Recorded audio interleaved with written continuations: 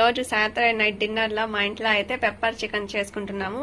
Pepper chicken కావాల్సిన పదార్థాలు అయితే నేను మీకు చెప్తాను. ముందుగా చికెన్ తీసుకొని బాగా శుభ్రం చేసుకున్నాము. దాని తర్వాత దాంట్లోకి అల్లం వెల్లుల్లి పేస్ట్ వేసుకున్నాము. ఇంకా ఉప్పు వేసుకున్నాము, పసుపు, బ్లాక్ పెప్పర్ అయితే వేసుకున్నామండి.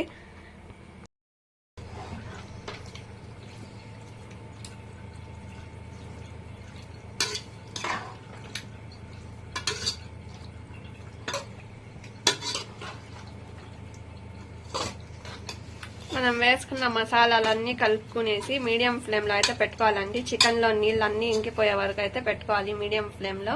ఇక్కడ మీరు చూడొచ్చు కలర్ ఎంత బాగా వచ్చింది అనేది. నేను చెప్పాను కదా, ఆ మసాలాలన్నీ కావాలంటే నేను కింద కామెంట్ సెక్షన్లో పెడతాను. 4 టమాటాలు, 2 ఎర్రగడ్డలు తీసుకున్నాం. టమాటా ముక్కల్ని అయితే సన్నగా తరుక్కోవాలి.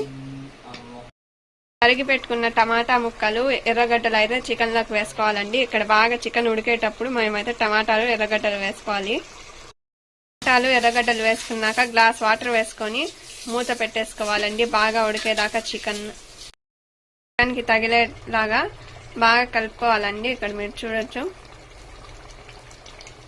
అన్ని మసాలాలు బాగా చికెన్ ముక్కలకి పట్టేలాగైతే మనం కలుపుకోవాలి 1-2 సార్లు.